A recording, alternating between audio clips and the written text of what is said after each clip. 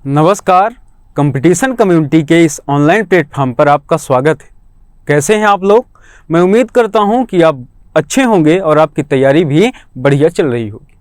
साथियों, हमने इसके पहले के वीडियोज़ में हमने देखा भारत निर्वाचन आयोग, उसके बाद हमने उसके MCQ लगाए, उसके बाद हमने देखा राज्य निर्वाचन आयोग, साथ में मध्य प्रदेश राज्य निर्वाचन आयोग के बारे में पढ़ा, उसके भी MCQ ऑब्जेक्टिव टाइप क्वेश्चन हमने हल किए। उसके बाद हमने पढ़ा संघ लोक सेवा आयोग के बारे में और उसके भी वस्तुनिष्ठ जो महत्वपूर्ण और संभावित हैं उनके बारे में हमने चर्चा करी। आज हम देखेंगे राज्य का जो लोक सेवा आयोग है और उसमें विशेष तौर पर मध्य प्रदेश लोक सेवा आयोग के बारे में देखेंगे, क्योंकि हमारे मध्य प्रदेश का जो प्रीलिम्स का सिलेबस है उसकी यूनिट जो 10 है उसका पार्ट 4 जो है चैप्टर 4 है, उसमें मध्य प्रदेश लोक सेवा आयोग के बारे में बात की गई है। तो आज हम समझेंगे मध्य प्रदेश लोक सेवा आयोग क्या है, कैसी संस्था है, इसकी पृष्ठभूमि क्या रही, इसकी संवैधानिक स्थिति क्या है, इसका कार्य क्या है, और इन समस्त आयामों को हम परीक्षा के पॉइंट ऑफ व्यू से देखेंगे। महत्वपूर्ण हमारे एग्ज़ाम में जो ये सिलेबस है यूनिट 10, इसको हम धीरे धीरे कवर करते हुए आगे बढ़ेंगे। तो आपको लोगों में दिख रहा है पहली स्लाइड में मध्य प्रदेश लोक सेवा आयोग और सत्यमेव जयते। सत्य की हमेशा विजय होती है, सत्यमेव जयते, और मध्य प्रदेश लोक सेवा आयोग ये लोगो है। तो हमको आज क्या पढ़ना है? मध्य प्रदेश लोक सेवा आयोग के बारे में। आइए हम देखते हैं कि मध्य प्रदेश लोक सेवा आयोग के बारे में हम किस स्तर तक जाएंगे, कैसे इसका आगे हमारे पढ़ने की भूमिका क्या होगी, क्या आयाम होंगे। आपको दिख रहा है मध्य प्रदेश लोक सेवा आयोग MPPSC, Madhya Pradesh public service commission, इसका फुल फॉर्म है। संवैधानिक आयोग है। कैसा आयोग है? संवैधानिक आयोग है। और हम लोग इतने दिनों से ये पढ़ते आ रहे हैं कि कौन सा संवैधानिक आयोग है, कौन सा गैर संवैधानिक आयोग है। तो आप अब तक तो ये समझ ही गए होंगे कि संवैधानिक आयोग से आखिर मतलब क्या है, संवैधानिक आयोग कहने का आशय क्या है। संवैधानिक आयोग से तात्पर्य ये है कि संविधान के जो हमारा संविधान के 22 भाग हैं, 395 अनुच्छेद हैं, उनमें किसी विशेष भाग और किसी विशेष अनुच्छेद में इसका वर्णन होगा। तो अगर हम संवैधानिक आयोग के देखें और इसके जो संवैधानिक प्रक्रिया देखें, संवैधानिक इसका कहाँ प्रावधान है, तो आप देखेंगे कि भाग 14, संविधान के भाग 14 का जो अनुच्छेद है, जो अनुच्छेद हैं उनमें इनका वर्णन किया गया है। किसका? हमारे लोक सेवा आयोग का। और चाहे संघ लोक सेवा आयोग हो और चाहे मध्य प्रदेश लोक सेवा आयोग हो, उनमें जो वर्णन है वो भाग 14 के ही आर्टिकल्स में दिया गया है। आगे कौन कौन से आर्टिकल हैं, कैसे आर्टिकल्स हैं, हम उन सब के बारे में देखेंगे। 315 से 323 तक के जो समस्त आर्टिकल हैं उनमें इनका वर्णन किया गया है। संघ लोक सेवा आयोग का भी और राज्य लोक सेवा आयोग के बारे में भी यहाँ बात की गई है। जब हमने संघ लोक सेवा आयोग पढ़ा था उस समय हमने ये चर्चा करी थी। आइए देखते हैं। सबसे पहले हम पृष्ठभूमि देखेंगे मध्य प्रदेश लोक सेवा आयोग की, उसके बाद इसके परिचय के बारे में पढ़ेंगे, महत्वपूर्ण जो अनुच्छेद हैं उनके बारे में चर्चा करेंगे, संरचना क्या है मध्य प्रदेश लोक सेवा आयोग की उसको देखेंगे, और उसके बाद हम अध्यक्ष और सदस्यों की क्या स्वतंत्रता है, क्योंकि कोई भी निकाय हो वो एक फ्रीडम के तहत काम करता है, तो किस स्तर तक इनके अध्यक्ष हों चाहे सदस्य हों, उनकी स्वतंत्रता कहाँ तक है, उनके बारे में बात करेंगे। उसके बाद हम देखेंगे पॉइंट नंबर 6 में कि आयोग के कार्य क्या हैं, और उसके बाद पॉइंट 7 में हम देखेंगे केंद्रीय प्रशिक्षण संस्थान, क्योंकि एग्जाम में कई बार फैक्चुअल क्वेश्चन में ऐसे क्वेश्चन पूछे जाते हैं। हमने उस समय इनके बारे में चर्चा नहीं करी थी, तो जो इंपॉर्टेंट है, महत्वपूर्ण है, उनके बारे में हम यहाँ देख लेंगे। पॉइंट नंबर 8 में हम देखेंगे मध्य प्रदेश की जो प्रशिक्षण संस्थान है उनके बारे में, और उसके बाद पॉइंट नंबर 9 में देखेंगे प्रशासनिक सुधार समितियाँ, क्योंकि कोई भी संस्था हो उसमें समय के अनुसार सुधार होते हैं, और उन किन समितियां, कैसी समितियां गठित होती हैं, किन की अध्यक्षता में कब गठित हुई, इन सब के बारे में क्वेश्चन एग्जाम में पूछे जाते हैं। तो हम वो भी इसमें चर्चा करेंगे। उसके बाद पॉइंट नंबर 10 में देखेंगे कि विभिन्न प्रशासनिक अधिकरण, ऐसे कौन कौन से प्रशासनिक अधिकरण हैं। हम यहाँ मध्य प्रदेश प्रशासनिक अधिकरण के बारे में चर्चा करेंगे। तो आइए आगे बढ़ते हैं और अब पढ़ना शुरू करते हैं। पृष्ठभूमि, बैकग्राउंड के बारे में आप देखिए कि इसके मध्य प्रदेश लोक सेवा आयोग का क्या बैकग्राउंड रहा है, उसके बारे में हम देखते हैं। तो जो इसके स्थापना का बैकग्राउंड है वो भारत शासन अधिनियम 1935 से संबंधित है। 1935 के पहले इसका अस्तित्व नहीं था। भारत शासन अधिनियम 1935 ये कहा कि प्रांतों में लोक सेवा आयोग का गठन किया जाएगा। हमने देखा था कि उस समय 1926 में सबसे पहले संघ लोक सेवा आयोग का गठन हुआ था। उसके बाद भारत शासन अधिनियम 1935 के तहत प्रांतों में लोक सेवा आयोग के गठन की बात की गई। उसका आधार क्या था? 26 जनवरी 1950 को और आर्टिकल 315(1) के तहत इसके गठन की बात की गई। MPPSC से पहले, मध्य प्रदेश लोक सेवा आयोग से पहले क्या इसकी व्यवस्था थी, उसके बारे में देखें तो मध्य भारत आयोग था। उसके पहले हमारे चाहे विंध्य क्षेत्र की बात करें चाहे मध्य क्षेत्र की बात करें, उस समय मध्य प्रदेश लोक सेवा आयोग जैसी कोई संस्था नहीं थी। जो भी एग्जाम होते थे, जो भी कार्य होते थे, वो UPSC union public service commission संघ लोक सेवा आयोग के अंतर्गत किए जाते थे।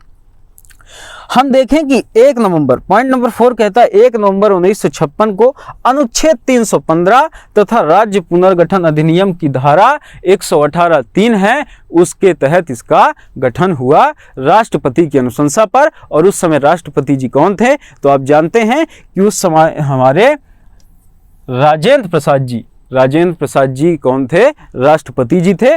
उन्हीं की अनुशंसा पर, उन्हीं की स्वीकृति पर ऐसा संस्थान हमारा गठित हुआ, मध्य प्रदेश लोक सेवा आयोग। केंद्रीय गृह मंत्रालय की अनुशंसा पर मध्य प्रदेश लोक सेवा आयोग का गठन किया गया, वो मैंने आपको बताया, हमने चर्चा करी। आइए आगे बढ़ते हैं और देखते हैं सामान्य परिचय।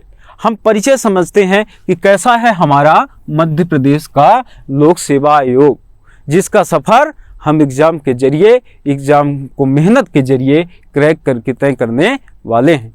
हम सिविल सेवक बनेंगे और आप में से ही किसी को ये सौभाग्य प्राप्त होगा कि आप वहाँ के अध्यक्ष और सदस्य की कुर्सी तक पहुँच सकते हैं। आइए हम देखते हैं अधिसूचना। क्योंकि कोई भी संस्था का गठन होता है, कोई भी संवैधानिक आयोग का गठन होता है, उसमें राष्ट्रपति जी की अनुमति आवश्यक है। इसलिए अधिसूचना कब जारी हुई? 27 अक्टूबर 1956 को। और उस समय अधिसूचना जारी करने वाले राष्ट्रपति जो थे, हमने आपको बताया कि वो राजेंद्र प्रसाद जी थे। उसके बाद स्थापना की अगर बात करें तो स्थापना 1 नवंबर 1956 को इसकी स्थापना हुई थी। आधार, क्या आधार था, किस आधार पर इसकी स्थापना हुई? तो आधार अनुच्छेद 315 मैंने आपको बताया, और ये संविधान के भाग 14 में, तथा राज्य पुनर्गठन आयोग जो बना था, उसका अधिनियम जो गठित हुआ था 1956 में, उसकी धारा 118(3) के तहत इसका गठन हुआ। किसका? मध्य प्रदेश लोक सेवा आयोग का। प्रकृति क्या है इसकी? प्रकृति के बारे में हमने सबसे पहले चर्चा की कि अगर इन सब बातों को ये फॉलो करता है, संवैधानिक अगर इसका ये प्रावधान है, तो स्वतः ही इसकी प्रकृति कैसी होती है? संवैधानिक निकाय की। अब हम देखें मुख्यालय की अगर बात करें तो जो मध्य प्रदेश लोक सेवा आयोग का मुख्यालय है, वो हमारे मध्य प्रदेश की वित्तीय राजधानी, जिसको हम इंदौर के नाम से जानते हैं, इंदौर में इसका मुख्यालय है। आप कभी भी अगर इंदौर जाएं तो एक बार अपना जो लक्ष्य है, जो आपका एग्जाम कंडक्ट कराता है आयोग, जिसके तहत आप अपने लक्ष्य का सफर तय करेंगे, वहां जरूर जाएं और देखें कि कैसा मुख्यालय बना है। प्रथम अध्यक्ष की अगर बात करें, जब इसका गठन हुआ 1 नवंबर 1956 में, उस समय अध्यक्ष कौन थे? तो DV रेंगे जी थे, और इनका कार्यकाल 56 से 57 तक रहा। 1956 से 57 तक का इनका कार्यकाल रहा। वर्तमान अध्यक्ष की अगर बात करें कि इस समय वर्तमान में अध्यक्ष कौन है, तो राजेश लाल मेहरा जी वर्तमान में इसके अध्यक्ष हैं। और इनका क्रम एग्जाम में कई बार क्रम पूछा जाता है, चाहे वो किसी भी आयोग के अध्यक्ष हों, किन्हीं को लेकर, किन्हीं न किन्हीं अध्यक्षों को लेकर क्रम पूछ दिया जाता है। तो आप याद रखें कि ये 18वें क्रम के हैं और ये जो इस पद पर सुशोभित हुए हैं, विराजमान हुए हैं, नियुक्त किए गए हैं, वो जनवरी 2021 में हुए हैं। जनवरी 2021 में इस पद पर नियुक्त किए गए हैं, विराजमान किए गए हैं, ये सुशोभित हैं अभी वर्तमान में इस पद पर। प्रथम परीक्षा आयोजन की बात करें कि पहला परीक्षा आयोजन कब हुआ, तो वो 1948 में हुआ। अब तक कोई महिला अध्यक्ष नहीं रही, ये इंपॉर्टेंट बात है। कई मान लीजिए कि एग्जाम में पूछा जाता है आपसे कि इनमें से कौन सी महिला अध्यक्ष रही है, तो आप याद रखें कि अभी तक मध्य प्रदेश लोक सेवा आयोग में कोई महिला अध्यक्ष नहीं बनी। सदस्यों की अगर बात करें तो इसमें 4 सदस्य अध्यक्ष के अलावा, हालांकि इसमें 1973 का मध्य प्रदेश अधिनियम जो गठित हुआ था लोक सेवा आयोगों को लेकर, उसमें ये कहा गया है कि अधिकतम 5 व्यक्ति ही हो सकते हैं। वर्तमान में हमने अध्यक्ष की बात कर ही ली। अगर हम सदस्य की बात देखें कि कौन कौन से सदस्य हैं, साथियों ये जो सदस्य मैं बताने जा रहा हूं ये वर्तमान में थे, ये बदलते भी रहते हैं। तो आप जब भी एग्जाम देने जाएं उसके पहले इसकी वर्तमान स्थिति के बारे में देख लें एक बार कि वर्तमान में सदस्य और अध्यक्ष कौन है। चंद्रशेखर रायकर अध्यक्ष हैं, सदस्य हैं, और रमन सिंह सदस्य हैं। देवेंद्र सिंह और कृष्णकांत शर्मा जी मध्य प्रदेश लोक सेवा आयोग के सदस्य के तौर पर हैं। अब आइए हम देखते हैं, क्योंकि हमने कल संघ लोक सेवा आयोग पढ़ा, उसको इतना डिटेल में हमने पढ़ लिया कि बार बार संघ लोक सेवा आयोग का नाम याद आ जाता है। हालांकि आप याद रखें कि हम यहाँ मध्य प्रदेश लोक सेवा आयोग के बारे में बात कर रहे हैं, चाहे वो अध्यक्ष की बात हो चाहे सदस्य की, मध्य प्रदेश लोक सेवा आयोग के बारे में बात की जा रही।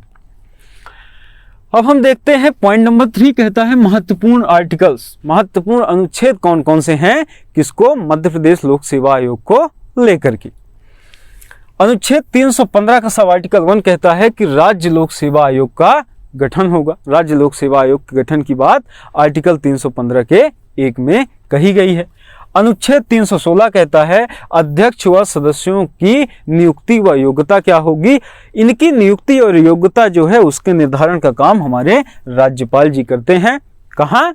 इसमें राज्य लोक सेवा आयोग में, और यही सेम स्थिति मध्य प्रदेश लोक सेवा आयोग की है, वहां राज्यपाल जी ये निर्धारित करते हैं। योग्यता, हालांकि संविधान में इनकी योग्यता का ऐसा कोई वर्णन नहीं है, लेकिन जो भी सदस्य होंगे, जो भी आयोग में सदस्य होंगे, उनमें आधे से ज्यादा सदस्य ऐसे होंगे जिनको भारत सरकार या राज्य सरकार की सेवा के अंतर्गत 10 वर्षों का कम से कम अनुभव हो।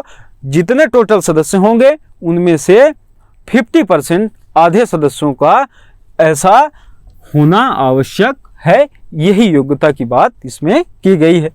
316 का जो सब आर्टिकल 1 है और उसका जो ए है उसमें है कार्यकारी अध्यक्ष।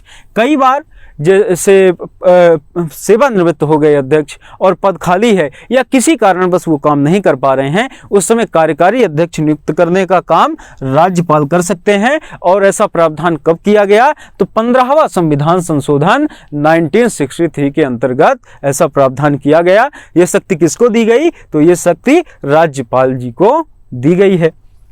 हम आर्टिकल 316(2) की बात करें तो इसमें कहा गया है पदावधि व त्यागपत्र। पदावधि व त्यागपत्र के बारे में अगर देखें तो इनकी जो पदावधि है वो 6 वर्ष है या 62 वर्ष। इनमें से चाहे पहले कार्यकाल उनका 6 वर्ष का हो जाए, चाहे उनकी उम्र आयु 62 वर्ष हो जाए, जो भी पहले हो जाएगी उसके तहत इनको सेवानिवृत्त दे दिया जाएगा। और ऐसा काम राज्यपाल के द्वारा किया जाता है, राज्यपाल को त्यागपत्र दिया जाता है। 316(3) पुनः उसी पद पर नियुक्त नहीं। अब यहाँ ध्यान देने योग्य बात है, आप ध्यान से देखें क्योंकि एग्जाम में ऐसे क्वेश्चन पूछे जाते हैं और आपसे गलत ना हो। पुनः नियुक्ति की बात करता है कि उसी पद पर पुनः नियुक्त नहीं होंगे। आर्टिकल 316 का सब आर्टिकल 3 ये कहता है। तो आप याद रखिए कि मान लीजिए कि मध्य प्रदेश लोक सेवा आयोग का कोई अध्यक्ष है, तो वो पुनः उसी मध्य प्रदेश लोक सेवा आयोग का अध्यक्ष नहीं बन सकता। कोई मध्य प्रदेश लोक सेवा आयोग का सदस्य है तो वो मध्य प्रदेश लोक सेवा आयोग का सदस्य नहीं बन सकता। अब देखिए कि वो क्या बन सकता है।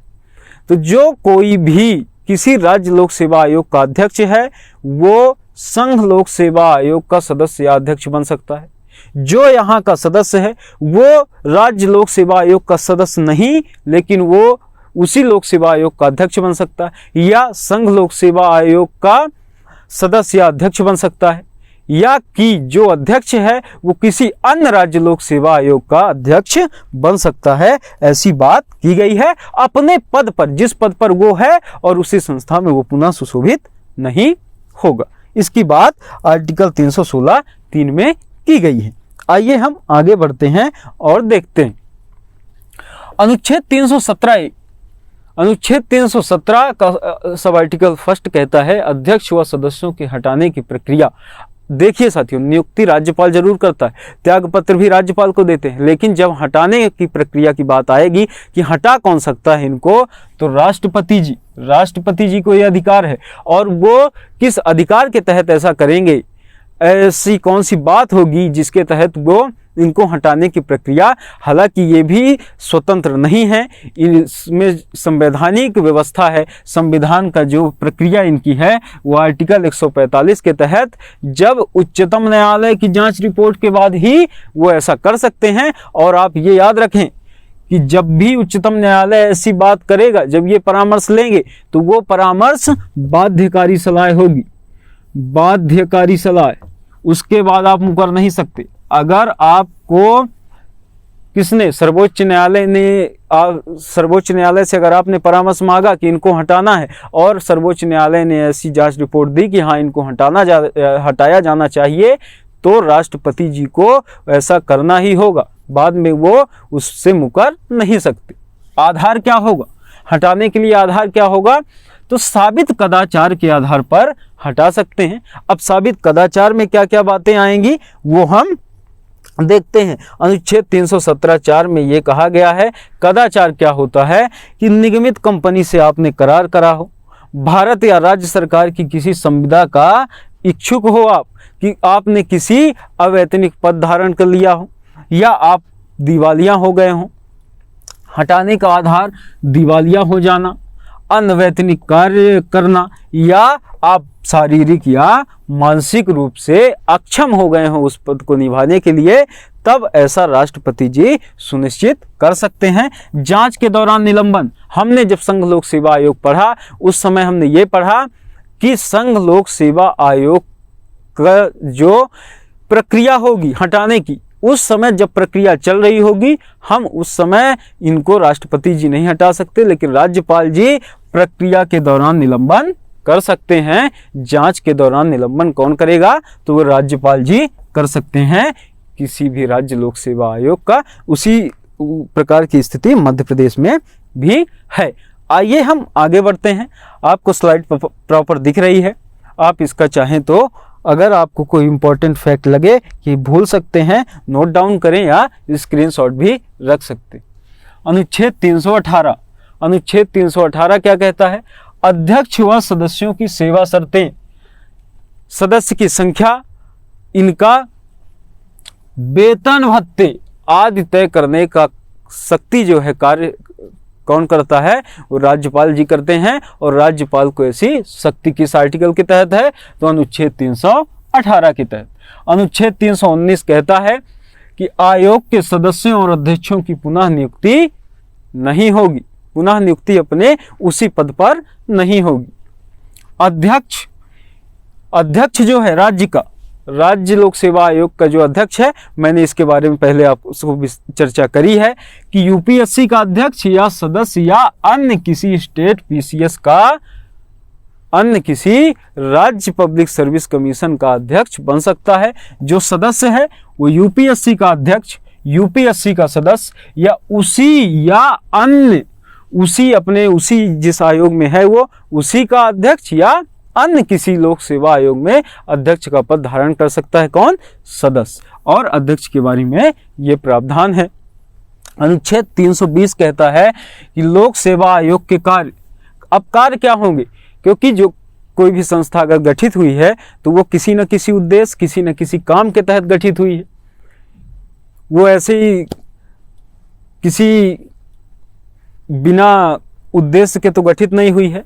तो हम देखें कि अनुच्छेद 320 में ये कहा गया है कि लोक सेवा आयोग के कार्य के बारे में चर्चा है कि इनका कार्य क्या है।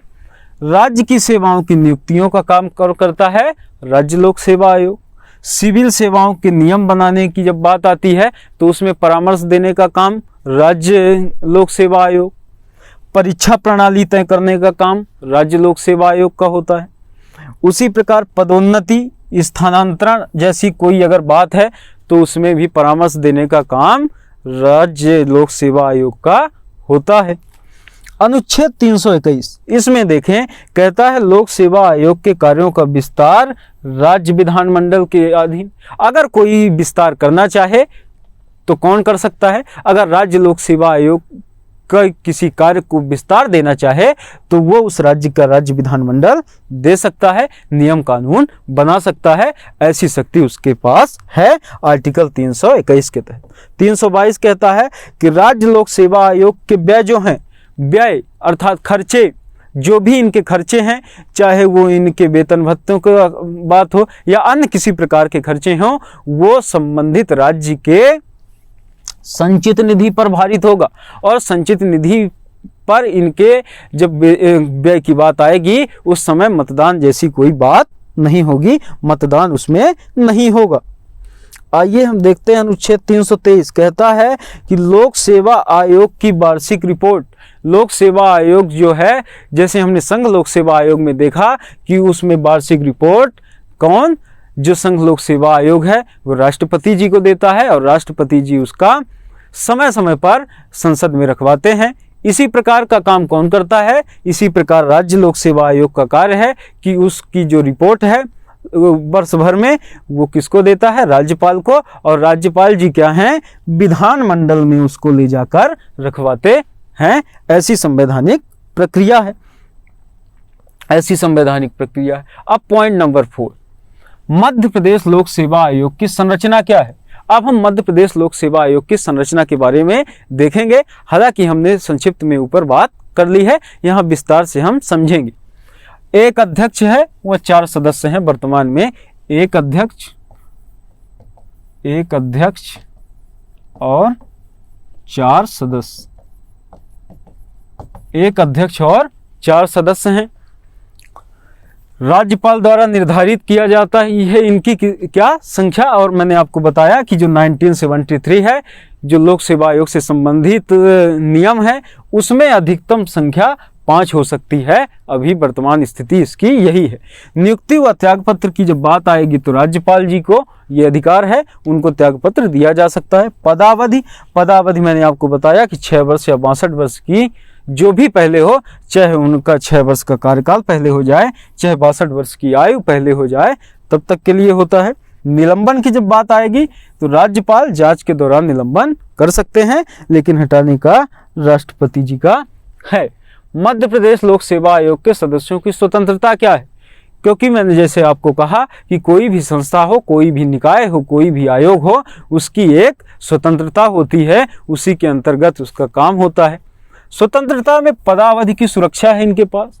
राष्ट्रपति एक निश्चित प्रक्रिया के अनुसार, देखिए राष्ट्रपति जी को ये अधिकार है कि वो इनको हटा सकते हैं, लेकिन राष्ट्रपति जी मनमाने ढंग से इनको हटाने के लिए एलिजिबल नहीं है, मनमाने ढंग से वो इनको नहीं हटाते हैं। एक नियम प्रक्रिया होती है जिसको फॉलो करते हैं। मैंने आपको बताया कि वो संवैधानिक प्रक्रिया है। सर्वोच्च न्यायालय की जांच रिपोर्ट गठित होगी, वो अगर कहती है कि इनको हटाया जाना चाहिए तभी हटा सकते हैं। तो राष्ट्रपति एक निश्चित प्रक्रिया के अनुसार ही हटा सकते हैं, ऐसी बात यहाँ की गई है। पॉइंट नंबर 2 में है अध्यक्ष या सदस्य कार्यकाल के बाद पुनः उसी पद पर नियुक्त नहीं होते हैं, उसी पद पर नियुक्त नहीं होते हैं। आयोग के अध्यक्ष व सदस्यों का कार्यकाल भारत सरकार व राज्य सरकार के अधीन किसी और नियोजन का पात्र नहीं है। मैंने आपको बताया कि वो चाहे संघ सरकार हो, चाहे राज्य सरकार हो, चाहे केंद्रीय सरकार हो, उसके अंतर्गत वो किसी भी लाभ के पद पर सुशोभित होने के लिए पात्र नहीं होते। पॉइंट नंबर 4, अध्यक्ष व सदस्यों के वेतन व भत्ते राज्य की संचित निधि पर भारित होंगे और उसमें मतदान नहीं होगा। इसके बारे में मैंने आपको बताया है। वो एक संवैधानिक प्रक्रिया है, वो उनको करना ही होगा। अब देखिए, जो पॉइंट नंबर हमारा 6 है, ये महत्वपूर्ण है, क्योंकि इन्हीं सब उद्देश्यों के कारण ही तो मध्य प्रदेश लोक सेवा आयोग का गठन हुआ। काम क्या है, जब हम ये समझेंगे तब तो हमको लगेगा कि हाँ, इसकी आवश्यकता थी, इसका गठन होना चाहिए था। पहले पॉइंट में कहा गया है कि राज्य सरकार में नियुक्ति के लिए परीक्षा का संचालन करने का काम कौन करता है? राज्य लोक सेवा आयोग। जो भी राज्य स्तर के लोक सेवकों की भर्ती होती है, उनको कराने का काम कौन करता है? मध्य प्रदेश का लोक सेवा आयोग। उसमें कई सारी परीक्षाएं हैं, चाहे हम मध्य प्रदेश की प्रशासनिक परीक्षा की बात करें, इंजीनियरिंग के बहुत सारे एग्ज़ाम होते हैं और हम देखते हैं कि मध्य प्रदेश लोक सेवा आयोग उनको कंडक्ट कराता है। फॉरेस्ट के एग्ज़ाम को मध्य प्रदेश लोक सेवा आयोग कंडक्ट कराता है। तो ऐसे ये तमाम जो लोक सेवकों की भर्ती होती है, उनके परीक्षा का संचालन करने का काम कौन करता है? तो मध्य प्रदेश लोक सेवा आयोग करता है। राज्य में राज्य लोक सेवा आयोग करता है।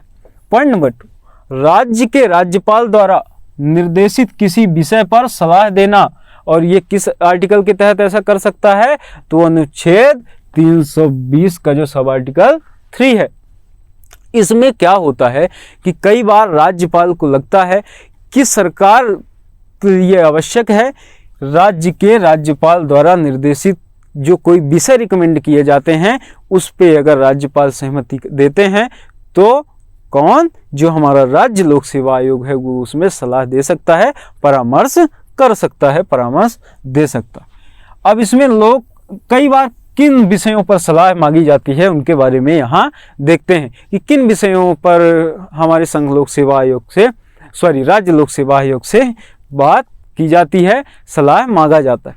लोक सेवकों की निंदा की बात हो, उसके बाद अनिवार्य सेवा निवृत्ति की बात हो, पद मुक्ति या बर्खास्तगी की बात हो, या अन्य विषय परीक्षाओं से संबंधित हों, लोक सेवकों से संबंधित हों, और उनमें कई बार स्थानांतरण वगैरह पदोन्नति के बारे में बात करने के लिए भी इनसे रिपोर्ट मांगी जाती है राज्य लोक सेवा आयोग से। आप याद रखें, आरक्षण से संबंधित किसी भी विषय पर कि हम इस जाति वर्ग को आरक्षण देने का काम करते हैं, उस संबंध में संघ लोक सेवा आयोग हो चाहे राज्य लोक सेवा आयोग हो, उसके बारे में चर्चा नहीं की जाती।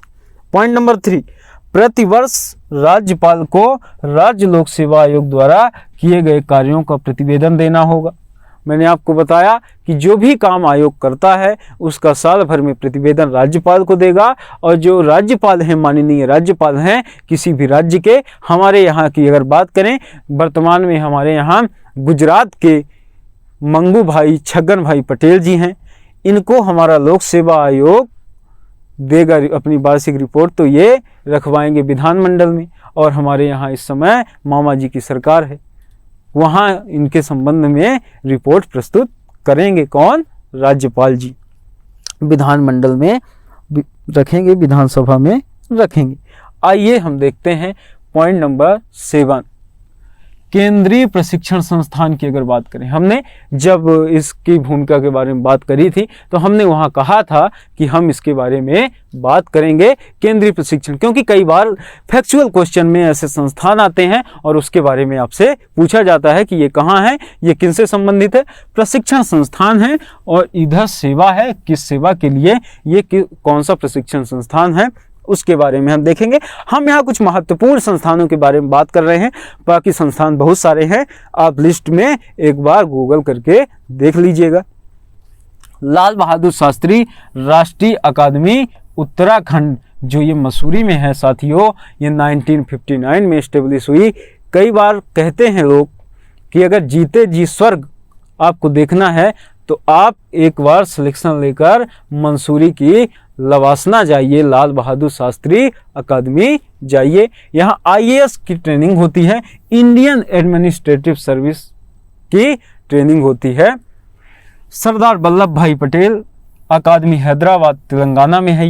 ये 1948 में इस्टेब्लिश हुई और इसमें क्या होता है, आईपीएस जो होते हैं, इंडियन पुलिस सर्विस के जो लोक सेवक होते हैं, उनकी ट्रेनिंग होती है।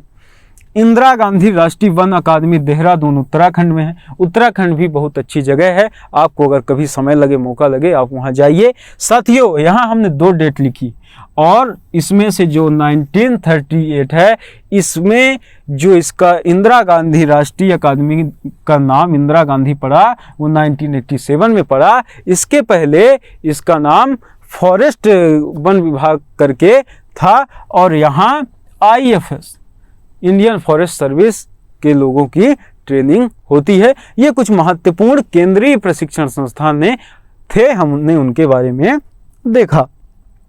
आइए हम देखते हैं मध्य प्रदेश के बारे में, क्योंकि मध्य प्रदेश को लेकर के कई बार एग्जाम में ऐसे क्वेश्चन पूछे गए हैं और सीधे सीधे वो आपको संस्थान दे देंगे, वो आपसे इनके सन के बारे में पूछ लेंगे, या वो ये पूछते हैं कि ये संस्थान कहाँ स्थापित है, किस कार्य के लिए स्थापित है। तो मध्य प्रदेश की प्रशिक्षण संस्थान के बारे में हम देखते हैं। तो आइए समझते हैं। पहला पॉइंट, आरसीपीवी नवरोहना प्रशासनिक व प्रबंधकीय अकादमी। साथियों, जब आप सेलेक्ट होकर डिप्टी कलेक्टर की ट्रेनिंग के लिए जाएंगे तो आपको यहीं जाना पड़ेगा। और जो बच्चे तैयारी करते हैं, जो साथी, जो मित्र हमारे तैयारी करते हैं, उनका ये सपना होता है कि मैं एक बार आरसीपीवी नवरोहना अकादमी में एक बार ट्रेनिंग करूं और वहाँ का देखूं कि वहाँ कैसे प्रशिक्षित किया जाता है। इसकी स्थापना 1966 में हुई और ये जो मुख्यालय है, ये जो संस्थान है, वो भोपाल में है। उसके बाद point number 2, Jawaharlal Nehru police academy. अगर इसकी हम बात करें तो ये 1906 में स्थापित और सागर में है। पॉइंट नंबर 3 में रुस्तम जी सशस्त्र पुलिस प्रशिक्षण कॉलेज, ये इंदौर में है। पॉइंट नंबर 4 में कहता है मध्य प्रदेश पुलिस अकादमी जो है वो भोपाल में है। आप इनको देखें और इनको आप, क्योंकि महत्वपूर्ण है ये आपके एग्जाम पॉइंट ऑफ व्यू से, इसलिए मैंने यहाँ चर्चा की है। ग्रामीण विकास संस्थान की अगर बात करें तो ये जबलपुर में है। उसके बाद पॉइंट नंबर 6 में देखें कि ग्रामीण पंचायत प्रशिक्षण संस्थान, तो ये अमरकंटक में है। ये अमरकंटक भी एक अच्छी जगह है, वहाँ से आप जानते हैं कि नर्मदा नदी जी का उद्गम स्थल है। एक पहाड़ी कहें कि एरिया है, अच्छा है, वहाँ आप कभी मौका मिले तो जाए, क्योंकि जब आप जाते हैं वहाँ की प्रकृति के शोभी देखते हैं और वहाँ की समृद्धता देखते हैं तो आपके मन में हमेशा के लिए एक अलग छाप छोड़ता है और आप हमेशा प्रसन्न महसूस करते हैं। बहरहाल आइए यहाँ देखते हैं। पुलिस यातायात प्रशिक्षण संस्थान की अगर हम बात करें तो ये भोपाल में है। तो इस तरह हमने कुछ इम्पोर्टेंस प्रशिक्षण संस्थानों के बारे में देखा। आइए हम आगे बढ़ते हैं और देखते हैं प्रशासनिक सुधार से संबंधित प्रमुख समितियां, क्योंकि समितियों को लेकर एग्जाम में कई बार क्वेश्चन पूछे गए हैं, इसलिए हमने यहाँ कुछ महत्वपूर्ण जो पहले शुरू में स्थापित हुई, गठित की गई और उसके बाद जो वर्तमान में है उनके बारे में हमने चर्चा की है। समितियां तो बहुत सारी हैं और हालांकि समितियों की लिस्ट आपको मिल जाएगी, आप उनको देखें। सरसरी निगाह से अगर आप एक बार देखे रहेंगे तो आप एग्ज़ाम में क्वेश्चन सही कर पाएंगे। हमने कुछ यहाँ महत्वपूर्ण समितियों के बारे में बात की गई है, वो आप देखें। एडी गोरवाला समिति 1951 में ये गठित हुई। इसका काम क्या था? लोक प्रशासनिक संस्थान को लाने की सिफारिश इसी समिति ने की थी। किसने? एडी गोरवाला समिति ने, जिसका गठन 1951 में हुआ। एन गोपाल स्वामी अयंगर की रिपोर्ट 1950 में आई। इन्होंने कहा स्वतंत्र प्रभार के राज्य मंत्रियों की संस्तुति जो हुई वो इन्हीं एन गोपाल स्वामी अयंगर रिपोर्ट के तहत हुई। क्योंकि हम देखते हैं चाहे हमारी विधानसभा में हो, चाहे हमारी संसद में हो, चाहे हमारे किसी भी मंत्रिमंडल में हो, तो उसमें 3 प्रकार के मंत्री होते हैं। एक होते हैं कैबिनेट मंत्री, एक होते हैं राज्य मंत्री, एक होते हैं स्वतंत्र प्रभार के मंत्री। उन्हीं के बारे में बात की गई। हम जब संवैधानिक प्रक्रिया पढ़ेंगे, संविधान में आएंगे, जब हम संसद के बारे में बात करेंगे, राष्ट्रपति के बारे में बात करेंगे। उस समय हम विस्तार से पढ़ेंगे कि कैबिनेट मंत्री क्या होते हैं, राज्य मंत्री क्या होते हैं, राज्य मंत्री स्वतंत्र प्रभार क्या होते हैं, इनके काम क्या होते हैं, इनकी भूमिका क्या होती है, उन सब के बारे में विस्तार से चर्चा करेंगे और अपन पढ़ेंगे। आइए देखते हैं। जो समिति नंबर 3 है वो कहते हैं पॉल एल लेवी की रिपोर्ट जो है वो आई 1952-53 के आसपास, और इसमें कहा गया कि सभी लोक सेवकों का एकीकरण एक सामान्य सेवा के बारे में चर्चा इसी में की गई, पॉल समिति की रिपोर्ट में। उसके बाद अगर हम हाल की बात करें तो बीके चतुर्वेदी समिति का गठन 2004-2005 के आसपास हुआ, और इसमें सचिवों की समिति का गठन केंद्रीय मंत्रिमंडल ने किया, ऐसी बात कही गई। अब हम आइए आज के अंतिम टॉपिक की ओर बढ़ते हैं, अंतिम पॉइंट की ओर आगे बढ़ते हैं। विभिन्न प्रशासनिक अधिकरण। देखिए, प्रशासनिक अधिकरण बहुत सारे हैं। संघ लोक सेवा आयोग के अंतर्गत केंद्र सरकार के लिए अलग प्रशासनिक अधिकरण, मध्य राज्य के लिए अलग। हम यहाँ मध्य प्रदेश प्रशासनिक अधिकरण की पृष्ठभूमि के बारे में समझेंगे, उसकी क्या स्थिति थी, वर्तमान में क्या है, हम उसको पॉइंट वाइज देखेंगे। मध्य प्रदेश प्रशासनिक अधिकरण, पॉइंट नंबर फर्स्ट में यह है कि मध्य प्रदेश में 1985 में राज्य सरकार व प्रशासनिक अधिकारियों के बीच उत्पन्न होने वाले विवाद। देखिए, प्रशासनिक अधिकरण का गठन क्यों होता है? इनके बीच अगर कोई विवाद उत्पन्न हो जाए, चाहे वेतन से संबंधित हो, भत्तों से संबंधित हो, और स्थानांतरण, पदोन्नति आदि किन्हीं भी मामलों का निपटारा करने के लिए प्रशासनिक अधिकरण का गठन किया जाता था। इसका मुख्यालय जबलपुर में था। क्यों मैं इसलिए कह रहा हूं, क्योंकि कुछ ऐसे कारण हुए जिसके तहत 2003 में 1 अप्रैल 2003 में इसको भंग कर दिया गया, इसको हटा दिया गया, समाप्त कर दिया गया। राज्य सरकार कुछ राजनीतिक हस्तक्षेप ऐसे हुए जिसके कारण 1 अप्रैल 2003 को इसको समाप्त कर दिया गया। अधिकरण को उच्च न्यायालय स्तर, अगर हम इसकी स्तर की बात करें कि इसकी शक्ति कहाँ तक है, तो इसकी उच्चतम न्यायालय स्तर की अधिकारिता है। चाहे वो शक्तियाँ हों, अधिकार के साथ अवमानना के लिए, इन सब चीज़ों के लिए दंड जैसे प्रावधान करने की भी शक्ति किसके पास है? हमारे मध्य प्रदेश प्रशासनिक अधिकरण के पास ऐसा है। राज्य प्रशासनिक अधिकरण जो गठित होते हैं उनके पास है। तो साथियों, आज हमने मध्य प्रदेश लोक सेवा आयोग के बारे में विस्तार से पढ़ा, विस्तार से हमने चर्चा करी। मैं उम्मीद करता हूं कि आज हमने जो पढ़ा वो आपको बेहतर समझ आया होगा। हमने कोशिश करी है कि ऐसी कोई भी चीज़ जो मध्य प्रदेश लोक सेवा आयोग से संबंधित है वो छूटे नहीं। हमने सभी फैक्ट्स, सभी आयाम, चाहे संवैधानिक पृष्ठभूमि से लेकर के हमने वर्तमान स्थिति तक सभी पर बात करी है, हमने पढ़ा है। इसलिए आप हमसे जुड़े रहें, आप अपनी तैयारी को और बेहतर बनाएं और अधिक परिश्रम करें, इसका आप बेहतर सदुपयोग करें और एग्जाम में सफलता हासिल करें। हमारा प्रयास और हमारी शुभकामनाएं हमेशा आपके साथ हैं। हम लगे हैं। अब हम इसके ऑब्जेक्टिव के बारे में बात करेंगे नेक्स्ट वीडियो में। तो आप हमसे जुड़िए और अपनी तैयारी को, आपने कितना तैयार किया है अपना मैटर, कितना आपको चीज़ें याद हैं, कैसे क्वेश्चंस आते हैं, इन सब के बारे में हम देखेंगे, चर्चा करेंगे। तो आप जुड़े रहें कंपटीशन कम्युनिटी की टीम के साथ और अपनी तैयारी को बेहतर बनाते रहें। आपका बहुत बहुत धन्यवाद।